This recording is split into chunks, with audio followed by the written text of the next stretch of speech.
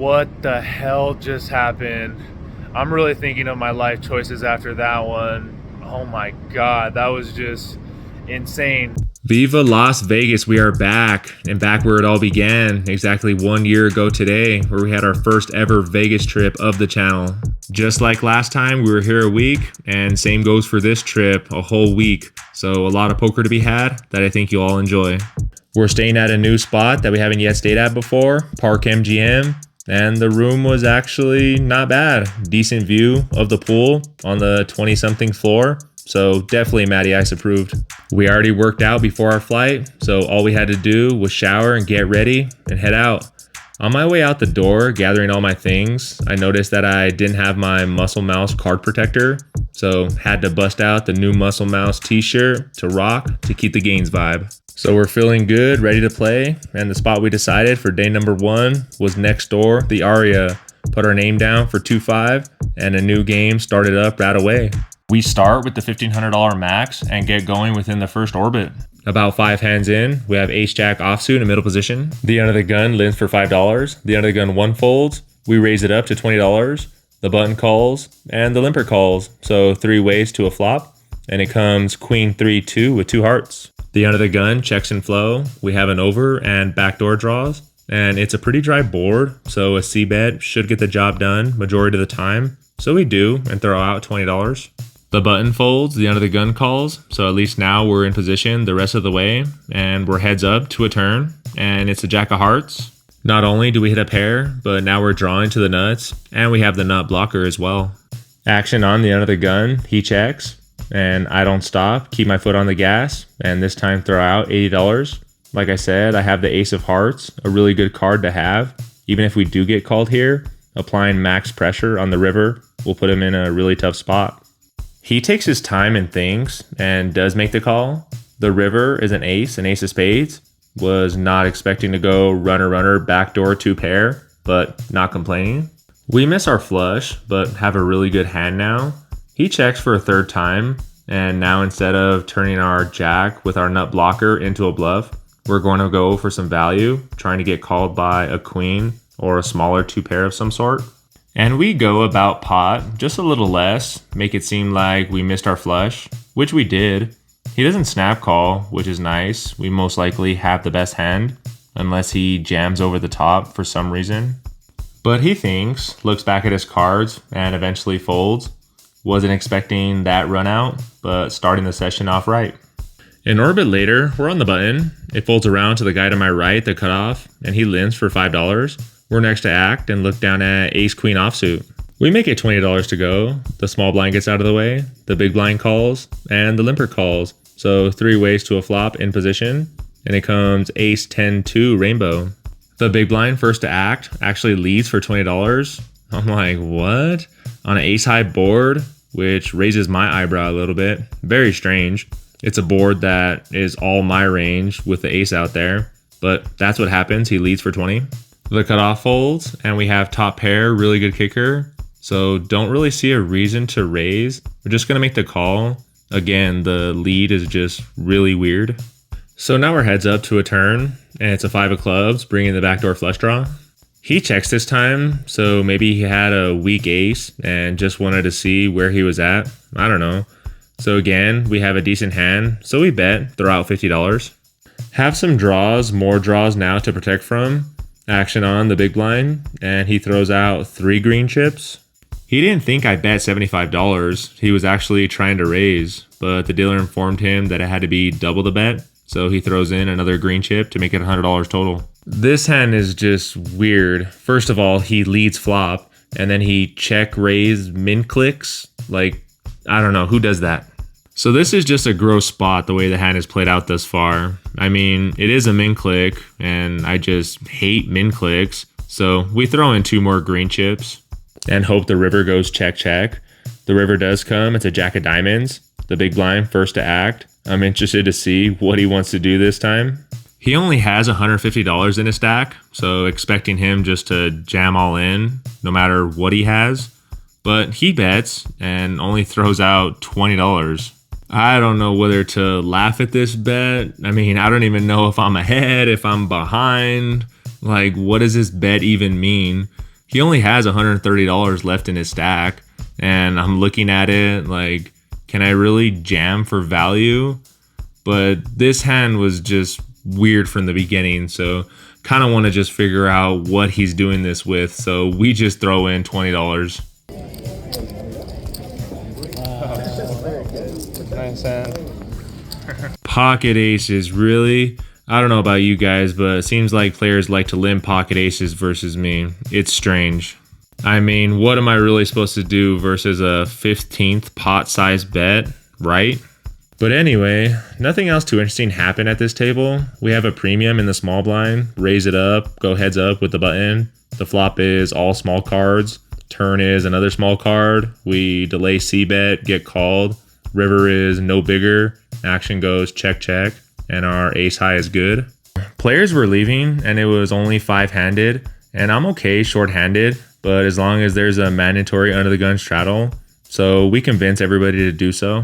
So we're in the under the gun, the first hand of the mandatory under the gun straddle, and it folds around all the way to us. So I'm like, all right, guys, this isn't going to work. Let's just draw for tables. So the table does break, and boy, was it a good table draw for us. Check out the very first hand we're dealt in. We're in the cutoff. It folds around to the hijack, who limps for $5. We're next to act and look down at the best starting hand in poker, pocket aces. Welcome to the table to me. We raise it up a standard 3x plus 1 for the limper, so we throw out $20. The button next to act, cold 3 bets to $65. The small blind folds, but the big blind makes the call for $65, and the limper gets out of the way. Action on us. What do we do? Gonna put in that 4 bet definitely, but how much is the question? Don't want to go too big, only targeting the top of their range like queens or kings. So we go with a smaller size, I'd say, and throw out $215. The button smartly gets out of the way, but the big blind puts in the money for a call, and we're heads up to a flop with over $500 in the middle, and it comes queen 9-4 with 2 diamonds. Only hands really losing to are pocket queens and pocket nines. The big blind checks and flow to us, and like I said, only worried about 2 hands, and we have the ace of diamonds to fall back on. So ace king of diamonds is out of the question for him. We got a bet for value and denial. So we throw out a c-bet as we would with most boards in this spot and down bet to $140. He takes about 10-15 seconds and announces all in for over $900. Interesting. I asked for a count, just want to see a rough estimate to see if he had any black chips in his stack. I calculate a little and think to myself, would he really do this with top set or middle set? And I really don't think so. I don't really want to make my decision too fast, but I do eventually make the call. He asked to run it 2 times, and I really don't care either way. So we run it out twice and off to 2 turns in rivers. Twice fine. Oh, I got set. Horrible. 7. Horrible. Not a good run. You got one of them, that's for sure. I missed, man. Slow rolling. Ugh, both boards were just absolutely gross. He said he missed, but everything got there on both boards. It's hard to not have at least one of these boards locked up. He looks at the boards again, still has his cards in his hand, but does return them face down to the dealer, and I'm just in shock. So one pair takes down an over $2,000 pot. The next interesting hand, there's the under the gun straddle for $10. This hand, we're first to act and the under the gun won. We look down at the jiggities. We have another solid pair, so we raise it up 3x to $30. It folds around to the button, who reaches for some raising chips and 3 bets to $105. Action folds all the way to us, and he's the only person at the table who covers us. So we're playing really deep. Let's just call and see if we can navigate a flop. And we're heads up out of position, and it comes queen 10-9 all hearts. I'm not exactly hating the flop because it smashes our range, and we do have an open ender, but no heart, which is kind of scary.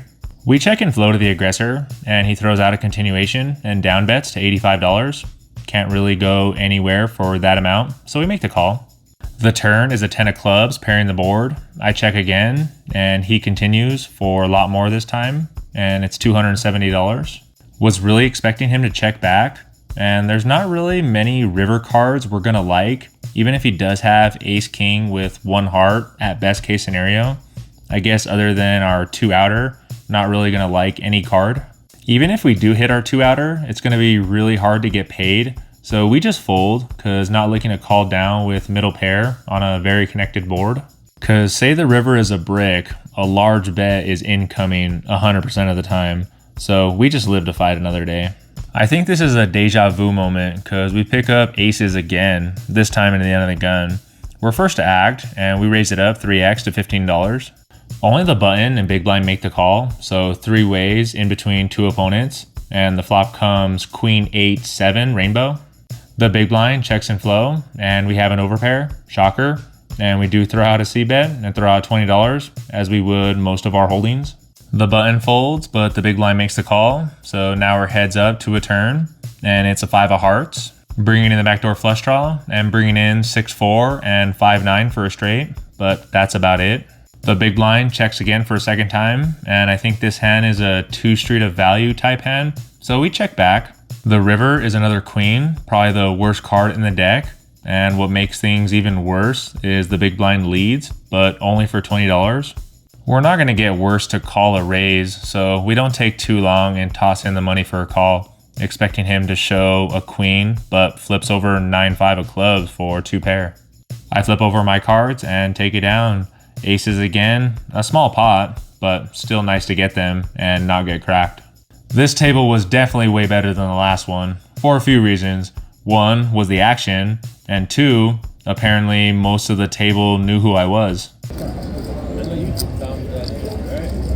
How do you know I do that? Huh? I didn't say I did that. How do I know? You don't do it to not get noticed, all right? We're all poker players. Your shit comes up in all of our algorithms. Oh shit. Usually I like to lay low at first at a table, not being like, yeah, I'm the poker vlogger guy, because then people play different against you, and then it becomes a game of, is he just making a move because he wants to make the vlog, or does he actually have it? So I mostly lay low until the conversation of what do you do for a living comes up, or what brings you to Vegas, things like that. But it's nice that I'm starting to get recognized more and more around the poker community. We take a small 20-minute dinner break and come back, and the table is still chatting it up, BSing, and the mandatory under the gun straddle is on, and all new players were informed of the mandatory under the gun straddle. Just overall fun table we got going on. And also a new player came from another table, sat down to our left. We can call him Brooklyn because that's where he was from, and he made it well known he had money and was willing to gamble. The reason I mention him because we talk about him a lot the remainder of the session, so remember him, Brooklyn. But this hand we're going to go over, we have ace king offsuit first to act in the under the gun 1. We raise it up to $30. The button calls, and the big blind closing the action calls as well, so 3 ways to a flop, and it comes queen queen 4 with 2 clubs. The big blind checks and flow to us, and we just have 2 overs, but we still make a c-bet and throw out 30. The button cold calls a $30, and the big blind gets out of the way, so now we're heads up, and the turn is a jack of diamonds. We have a gutter now with our overs, but decide to slow down and check. The button takes initiative and bets out $70. Not a bad price, less than half pot size, and even if he does have a queen, we are drawing for Broadway. So we call, see what happens. Who knows, our ace or king can even be live. The river is an interesting one. It's a jack of spades, so even less likely he had a jack.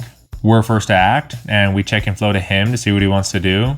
He thinks, and I'm really hoping he checks it back, but he grabs chips and bets an amount, and it's $230. I snap it off. He's either bluffing with a missed draw or possibly a counterfeited 2 pair, or he has one of the remaining cards for a full house. He flips over his cards and shows queen 8 of diamonds for queens full. Nice answer. Borderline punt, but I think a draw is doing the exact same thing. Or a pocket pair that got counterfeited, like I said. I pay the man his money, but can't sorrow too much because the very next shuffle, we're in the under the gun. And I'm not going to say there's an under the gun straddle anymore. Just assume and know that it's a mandatory under the gun straddle the remainder of the session. It folds to the guy still stacking the chips that we donated, and he raises to $35 in the cutoff. The button cold calls at $35. The blinds get out of the way, and we look down at a suited king. So we defend, and we're 3 ways to a flop. Hoping for a good one, and it's probably the best board we could ask for. It's ace, king, queen with 2 diamonds. We have a pair plus nut flush draw. We check and flow to the cutoff, the initial raiser, and he checks, and the button takes the check as weakness and bets out himself for $50. In our head, we wanted the cutoff to c-bet so we can check raise, but I still feel like it's the same thing. So we stick to the plan and check raise to $150. The cutoff snap folds, and the button shortly after does the same. Probably got an ace to fold, hard to say, but that's what I'm telling myself. And we get a little bit of our money back from the last hand. About 30 minutes later, a little bit past 1 in the morning, we finally get involved with the guy we were talking about, Brooklyn. And keep in mind, he was telling the whole table how many hours he played last night, 20 hours, so he says, and how many times he bought back in. So we can put him under the loose aggressive / maniac player type. Small blind, please. Always. How many times I re-up last night? I told you. You already seen it, bro. You seen me re-up like 6 times last night. I left, came back, re-upped. See, wasn't lying. But back to the hand. There's a limper in middle position. We're in the cutoff and look down at ace queen offsuit. We raise it up to $50. Brooklyn on the button, 3 bets to 125. It folds around back to us, and he has less than $500 in his stack. And I seen him show some suspect hands, so ace queen offsuit can easily have him crushed right now.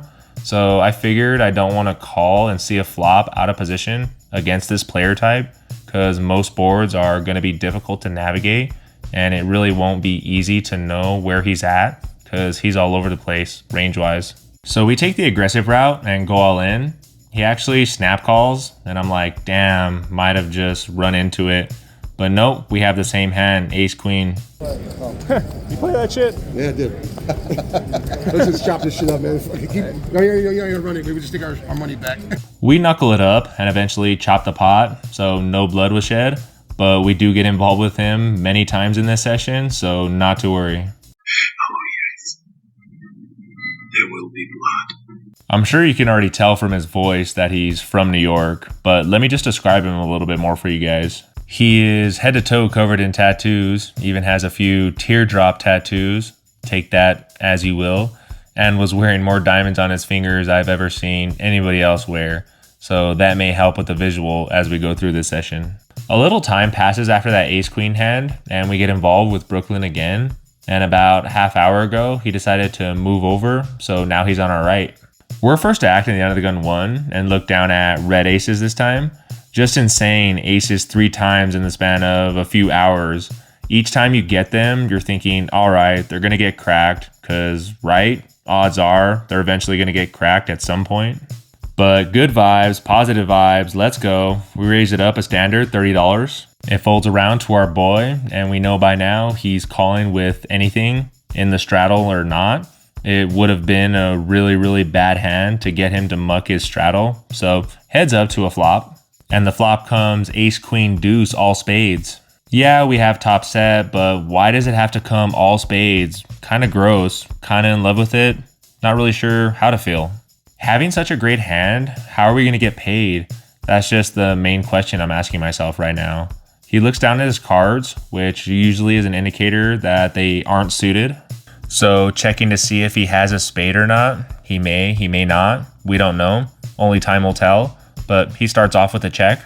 And not really sure what the proper sizing is to bet. Should we go big? Should we go small, or somewhere in between? We have to throw out a bet, but how much? We decide on 1 green chip, just testing the waters. He makes the call right away. Pretty standard thus far. The turn is a black card, but it's a club. It's a 3 of clubs. So that's good. No flush card comes. Action on Brooklyn, and he leads for $60. He has a little over $400 total in his stack, so I think we really got to see where we're at. Remember, this player can have a variety of holdings and is definitely not going anywhere with a draw or even a set himself. But we want to get more money in the middle now while we think we're ahead, so we raise it up and make it $275 to go. He looks back at his cards and announces all in. I snap call. Like I said, it's only $140, $150 more, so we already committed ourselves. I show my cards and we decide to run it one time. The river was another black card, which was scary, but it was another club and we take it down. He again gets up to get more cash. The guy had deep pockets and was definitely the main reason my butt was still in this seat. This hand we're gonna go over is against a new player to our direct left. Only been at the table for 15 minutes or so. Didn't really know how he played just yet. We're in the small blind. There's a limper for $10 in the cutoff. The button folds, action on us, and we look down at a suited ace, ace-7 of diamonds. A decent hand, but not good enough to go multi-way out of position, so we raise it up to $45. The big blind cold calls 45, the under the gun gets out of the way, and surprisingly the cutoff folds as well. So heads up to a flop out of position, and it comes 10-8-7 with 2 spades. A board generally better for the caller than the initial raiser. And even though we have a pair, we decide to check to him, see what he wants to do. And he checks back, so a free card coming, and it goes from bad to worse. It's a 9 of hearts. Now there's a 4-liner on board. I don't think we're gonna win this one unless we bet. So there's a little over $100 in the middle, and we go with a down bet, delayed C bet. I don't know what you want to call it. We throw in $40. Just trying to take it down right here without a fight, but he matches our bet, so gonna see a river, and it's an interesting one. It's an ace, ace of hearts. All flush draws miss, but there's still that 4-liner out there, but we do hit a pretty good 2 pair. I don't think betting out again makes much sense, because only gonna get called or raised from better, so we check over to him, see what he wants to do. He reaches for some chips and throws out 3 greens. Super annoying bet size. Is he really doing this with a bluff? Don't you think he'd go a little bigger if he was bluffing? In one hand, it smells like value, but on the other hand, price is just too good. We're beating all other 2 pairs basically, and I don't know this player yet. Maybe just paying for the information, who knows? I'll just let the video play out, showing my thoughts, what I was thinking in the moment. God, why did it have to come that river? Should have been a blank.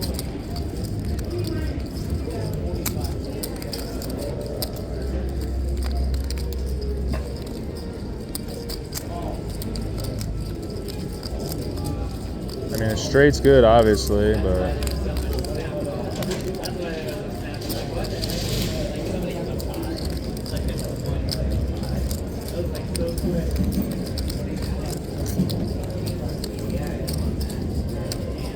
Just have the best hand I ever have in the spot. Straight's good. He mucks his cards face down. I flip over mine to show what I called with.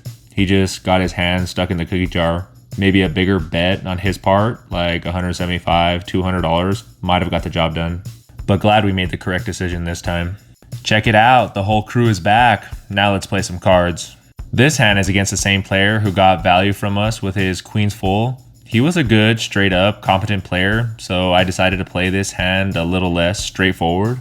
We have pocket aces yet again. I know, just insane. We're in the small blind and our opponent's in middle position. He raises to $35, folds to us, and we just smooth call this time.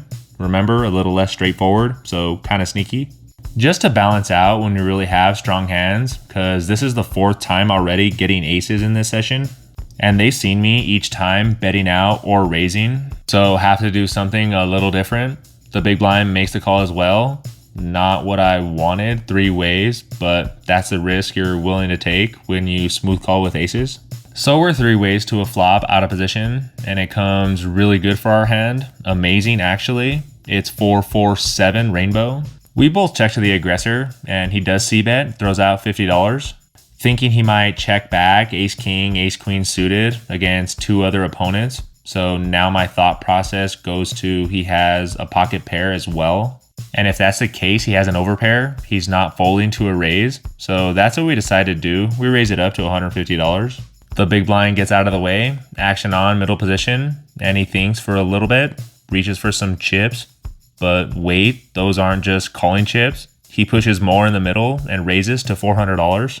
I am doing backflips right now, so let me explain, because even as I'm doing this voiceover, I'm getting pumped, because there is no chance in any universe he has us beat here. Pocket 4s wouldn't raise ever, nor would pocket 7s, and the only other combo of ace 4 suited is ace 4 of hearts. And would ace 4 of hearts even make this move? Probably not.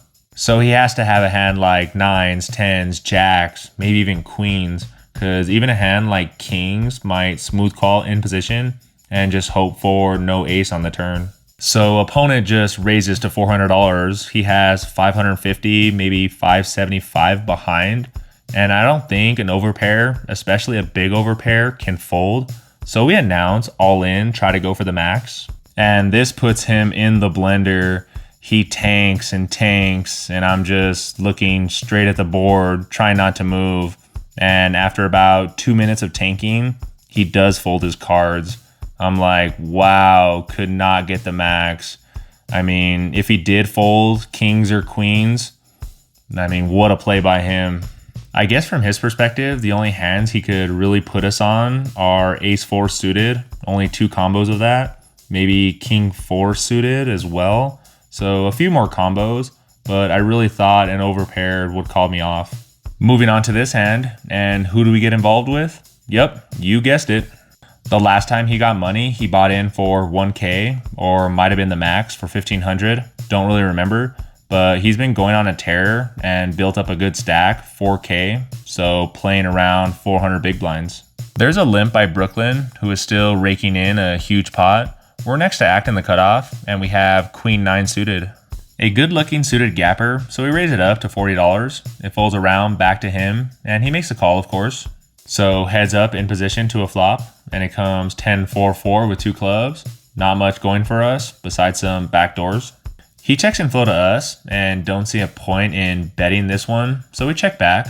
The turn is a jack of clubs, bringing in the front door flush, but giving us an open-ended straight draw. Brooklyn, first to act, throws out $30, and it's a good price, and our queen high can still be good some percentage of the time, so we make the call. On to a river, and it's an offsuit 8, so we bink and have the nut straight. Still, flush is available, but really liking our spot. Action on him, and he doesn't slow down. He throws out $75 this time. And I think this is a spot where we can raise for value and then raise fold if he happens to make it some huge amount. So we decide to throw out $225, targeting a jack or even a 10 that's non-believing.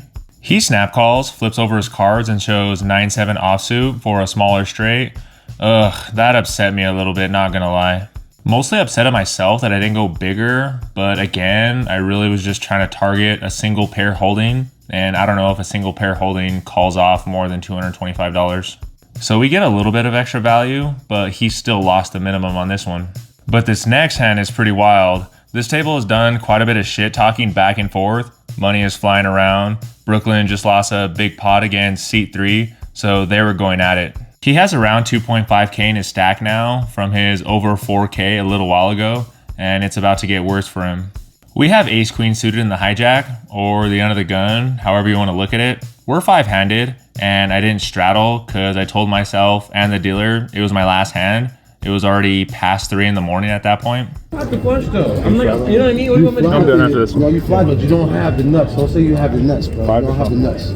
See, I did announce it, and I don't know if I was messing with my phone at the time, but there we are, we're back.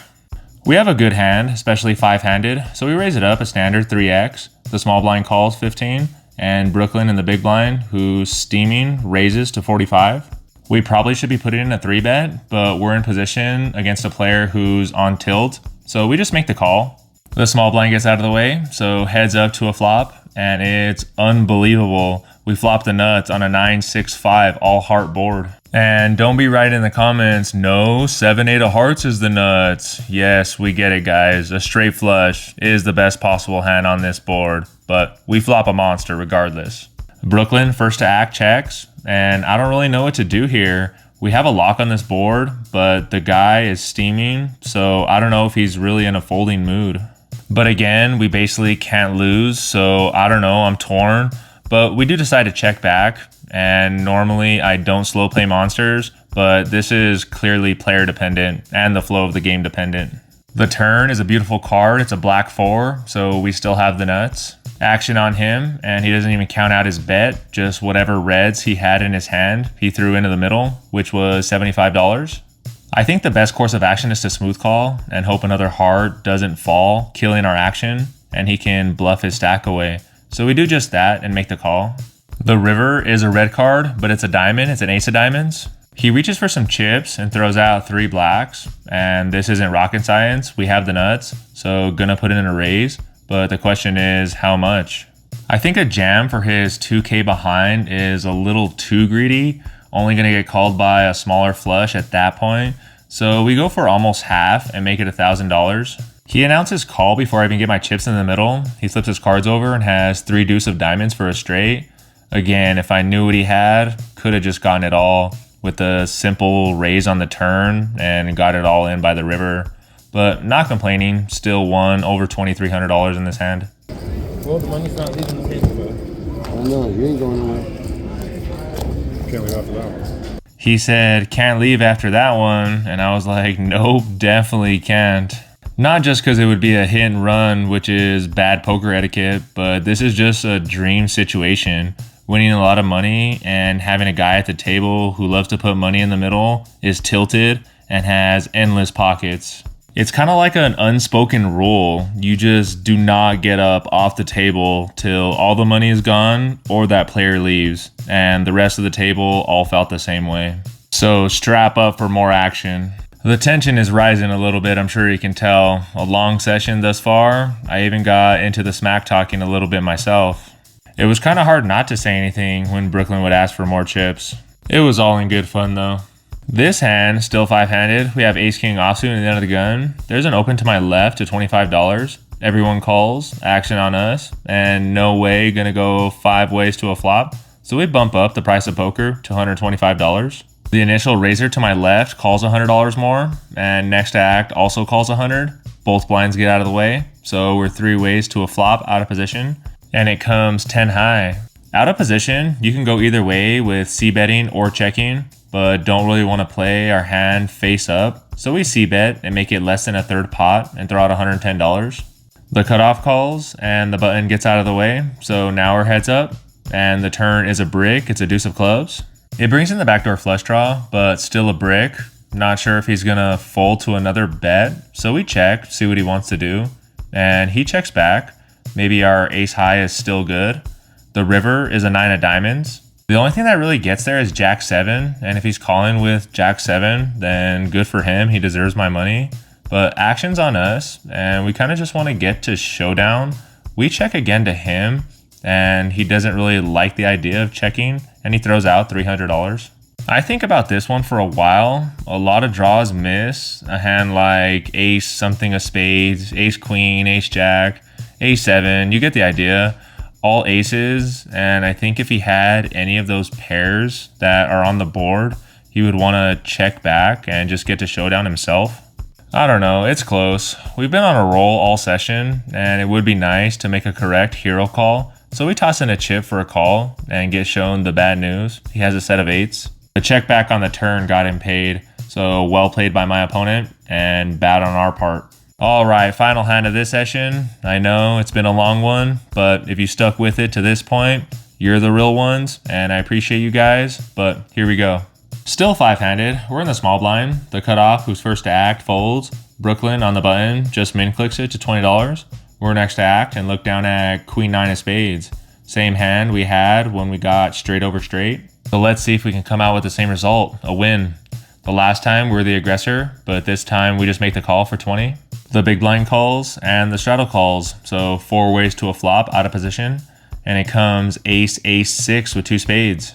We check and flow, as does the big blind and the under the gun. Action on the button, and he c-bets to $30. We have a flush draw, so not going anywhere. I think we can even check raise in this spot some percentage of the time and try to take it down right here, but 2 other players behind who can easily have an ace, so we just smooth call. The big blind makes the call, and the under the gun gets out of the way, so 3 ways to a turn, and it comes a 3 of spades, so don't have to wait long for our flush. We decide to check again and hope the button keeps value-owning himself. The big blind checks as well, and as expected, Brooklyn on the button fires again, for only $50 though. Definitely not enough, and if he does have an ace, we want to build this pot before the board gets scarier, like another spade or double pairing the board, killing our action. So we raise it up and make it $200 to go. The big blind surprisingly calls for $200, which I wasn't expecting, and Brooklyn calls as well. So not sure if we're getting trapped by the big blind, or maybe they both have an ace. I don't know, but still 3 ways to a river, and it's a brick. It's an 8 of clubs. Not sure what the best course of action is now. Getting cold called was kind of throwing me off.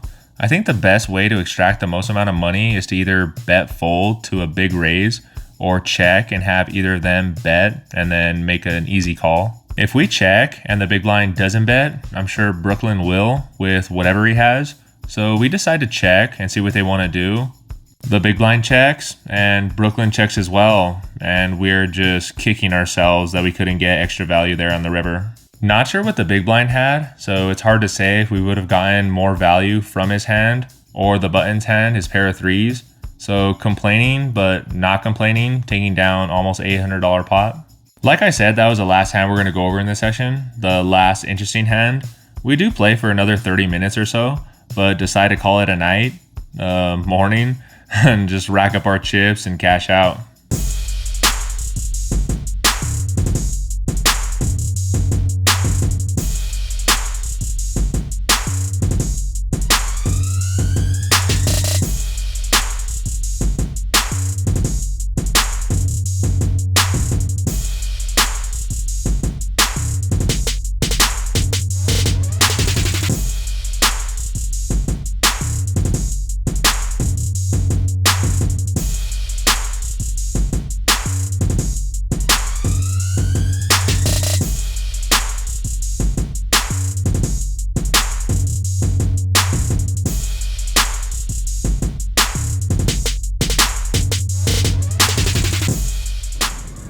What the hell just happened?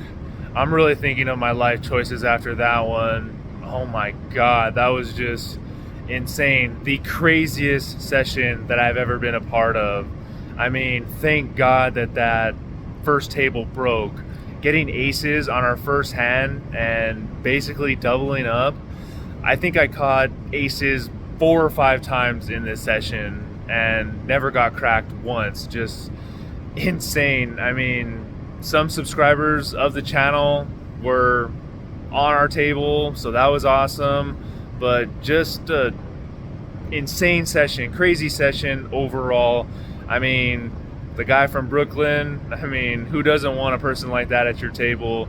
Just endless amounts of money and super action. Just action, action, action. Just crazy. But the numbers will be somewhere on the screen. It's literally 5 in the morning right now. So I'm super tired. It's definitely not healthy to stay up this late and not eat. I mean, I didn't even pack enough food to play this long. I mean, the sun's coming up. I mean, it's probably, yeah, you can kind of see, like, maybe see, like, the sun. I mean, I'm not drunk, I promise. but the sky, like, the sun is going to come out, like, anytime. Like, if you're here, you could see, but whatever. I'm just rambling. That's how late it is. I mean, you can see even in my eyes, like, this. I got to go to bed. I got to get some food first. You guys know that. But I got to go to bed. But I appreciate all you guys who made it this far. And if you did make it this far, just why not hit that like button? Like, come on. Help a guy out. Helps out the channel. But always remember, I'm Matty Ice. This is Gaines Poker. Peace out.